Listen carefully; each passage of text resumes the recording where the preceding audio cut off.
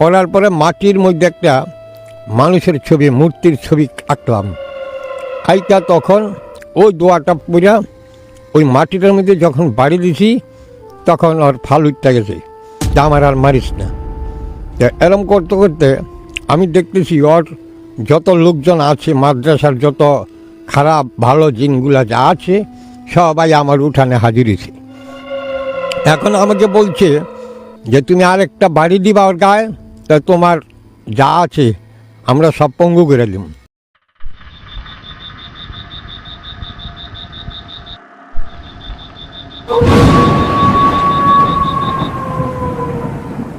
আসসালামু আলাইকুম। আমি ফকির মোহাম্মদ আলী মুন্সিগঞ্জ বিক্রমপুর টঙ্গিবাড়ি থানা থেকে এসেছি কিছু গল্প বলার জন্য। আমাদের মুন্সিগঞ্জ বিক্রমপুর টঙ্গিবাড়ি থানার একটি ঘটনা, গত সপ্তাহের আগের সপ্তাহে একটি মেয়ে মাদ্রাসা পড়ালেখা করে, তো উনি মাদ্রাসা থেকে বহুদিন যাবৎ যাতায়াত করতেছে, মাদ্রাসায় পড়ালেখা করতেছে, যাইতেছে আসতেছে।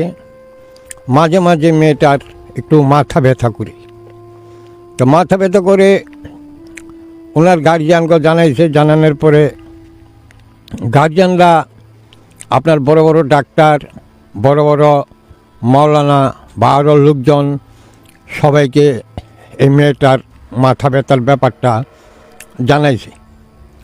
জানানে তারপরে মনে করেন এই মাথা ব্যথা কোনো ভাজি কমে না, প্রায় 1-1.5 লক্ষ টাকার মতো ডাক্তারের পাশে নষ্ট করে দিয়েছে।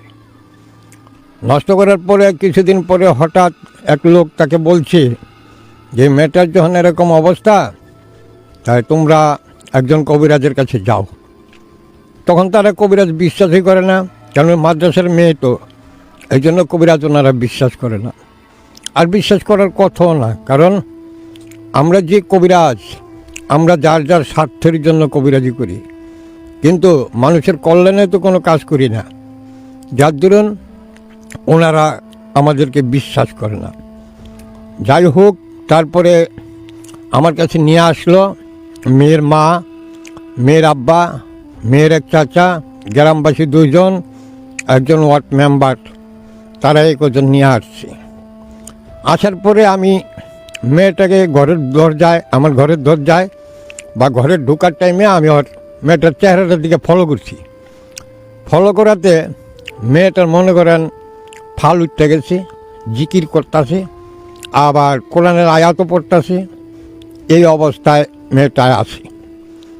তখন আমার ঘরে ঢোকার পরে আমি ওকে জিজ্ঞেস করলাম যে তুমি কে, এই মেয়েটার সাথে কোথা থেকে আসছো, কী ব্যাপার?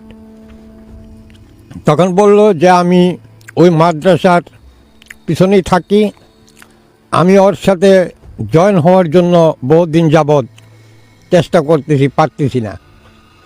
তাই গত সপ্তাহের আগের সপ্তাহে আমি ওরে রাস্তায় একা পাইয়া ওর সাথে আমি শোয়া রয়েছি। এই জন্য যাতে ওর মা বাপ বা ইমাম সাহেবরা কেউ যেন ধরতে না পারে, এই জন্য আমি ওর মাথা ব্যথা দিয়ে রাখছি। মাথায় বিষ উঠবে, তখন অজ্ঞান হইয়া পইরা চিকরা বাকরা করবে। এই যে এই অবস্থা কইরা আজ বহুদিন যাবৎ এই মেয়েটার উপরে এই জিনটা এই অবস্থা করতেছি, এবং রাত্রে মেয়েটাকে ঘুমাইতে দেয় না।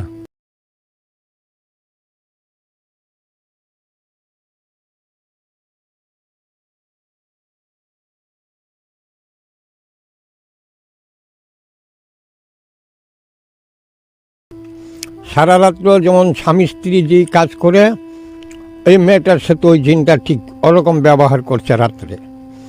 তখন আমি জিনটাকে ওখানে আটকাইলাম কিভাবে? যেমন আমাদের কাছে কিছু বিদ্যা আছে এদিক সেদিক। প্রথম বিদ্যা চাইলা ওর হাতটা একটা হাতে কুণ্ডলি দিলাম ডাইন হাতে, দ্বিতীয়বার দিলাম কুণ্ডলি একটা বাম হাতে, তারপর দিলাম আপনার ডান পায়ে, তারপর দিছি বাম পায়ে, দিয়া তারপর ওর মাথাটায় একটা কুণ্ডলি দিলাম।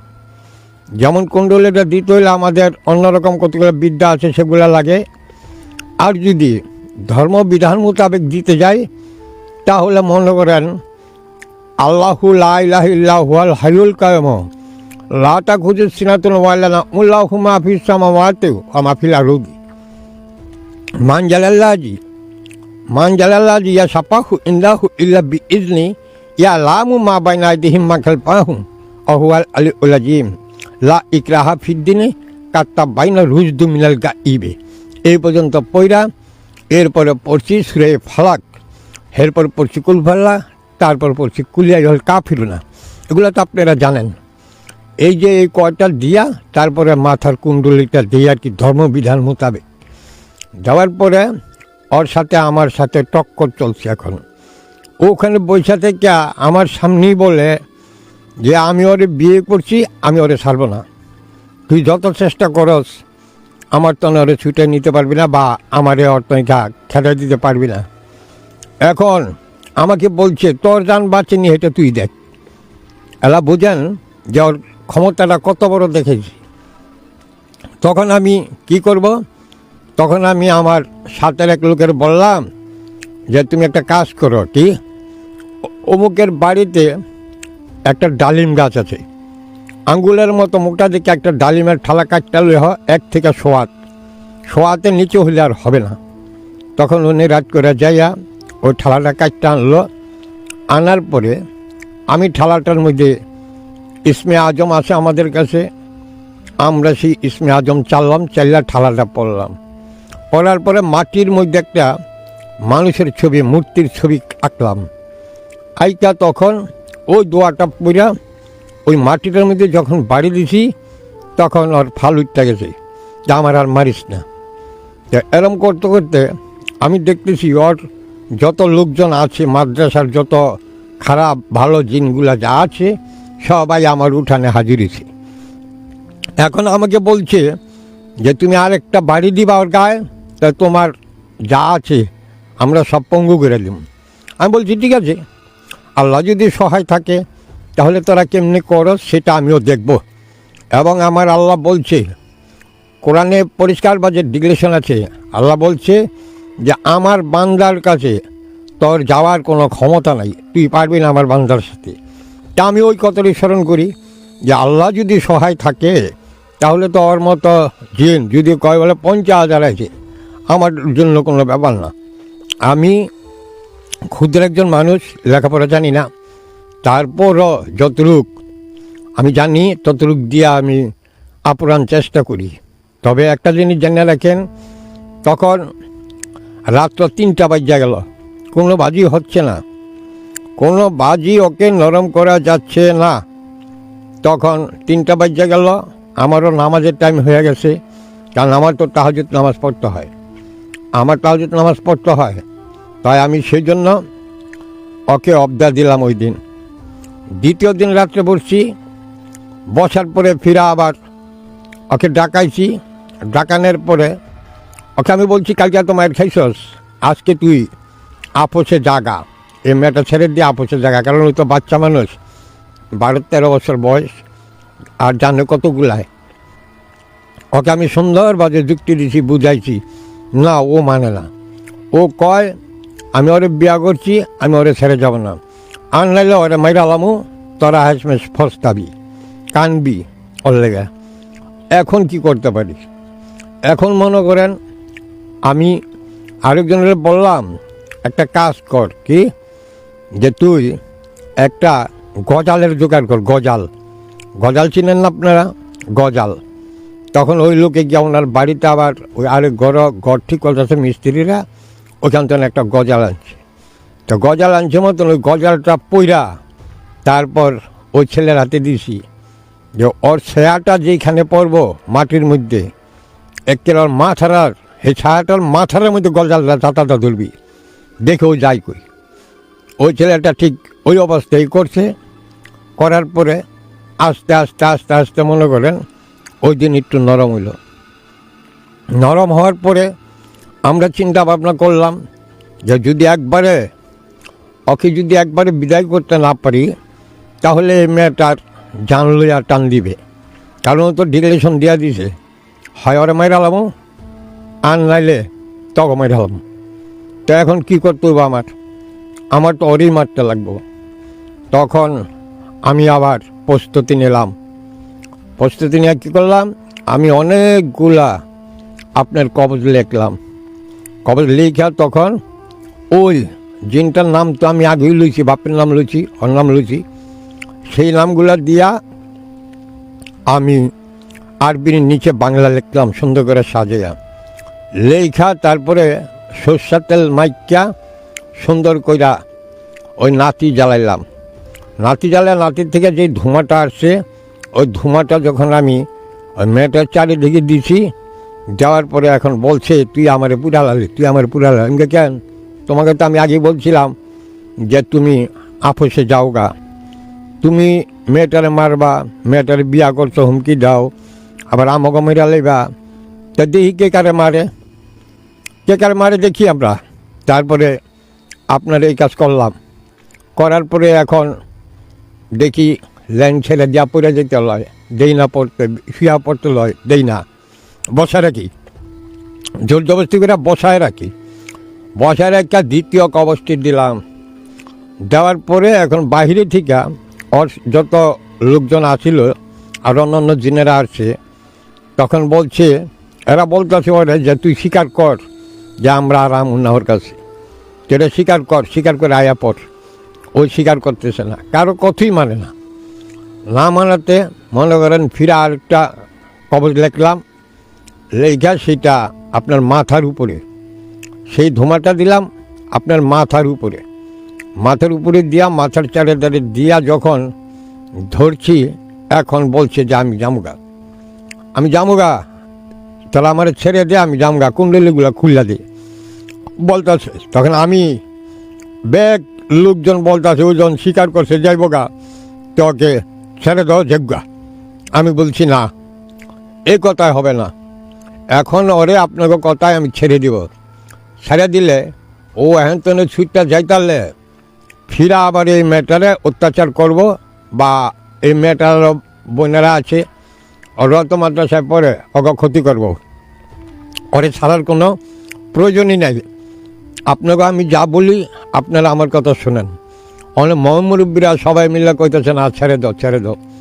দিলাম ছাইরা মুরব্বীকে কথায়, ছাইরা দিয়া পাঠা দিলাম বাড়িতে। সকালবেলা তো আবার ফিরা মেয়ের উপরে হামলা করে দিছি। সকালবেলা পরদিন সকালে মেয়ের উপরে হামলা করে দিছি। এখন আবার কি করব? এখন মেয়ের বাড়িতেই গেলাম আমি।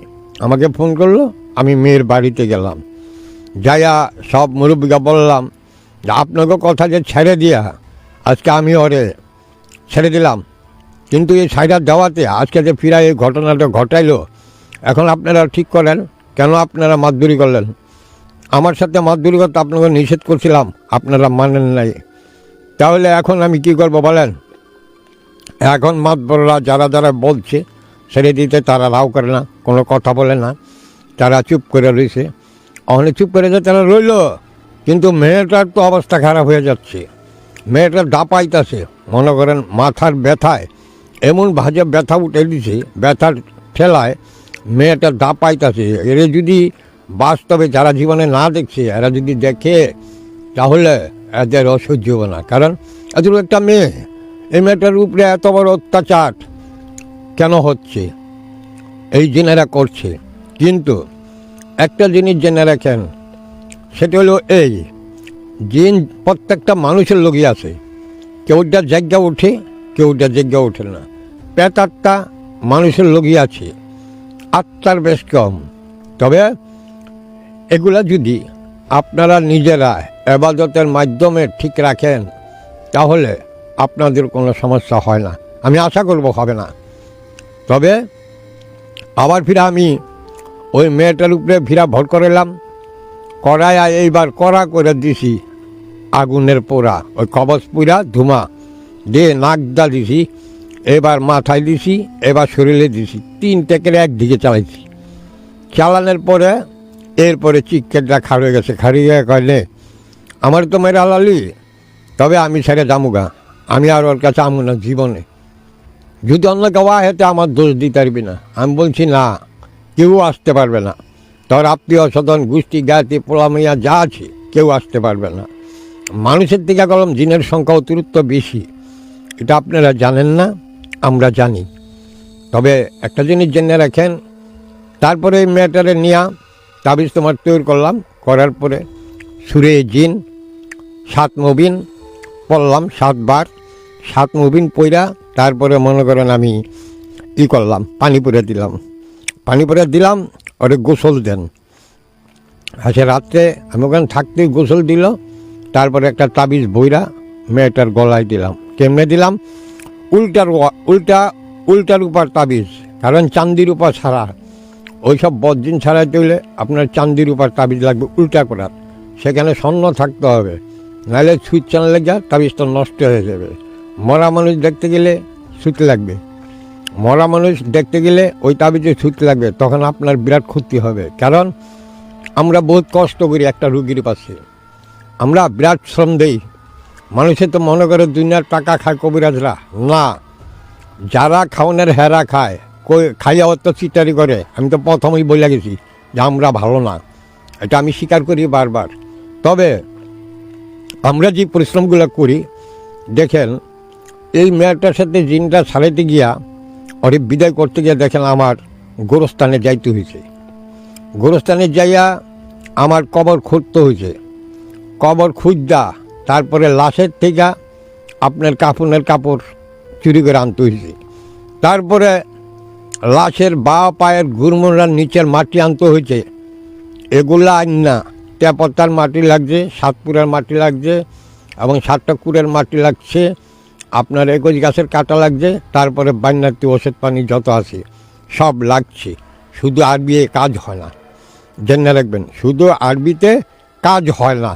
তারপরে এখন সেই মেয়েটাকে এই পজিশনে গত পরশুদিন সুন্দর ভাজে এগুলা প্রসেস করে দেওয়াতে আলহামদুলিল্লাহ, আল্লাহ ভালো করুক, আজকে 2 দিন ধরে মেয়েটা খুবই ভালো আছে। আপনাকে দোয়ায়, 10 জনের দোয়ায় মেয়েটা খুবই ভালো আছে।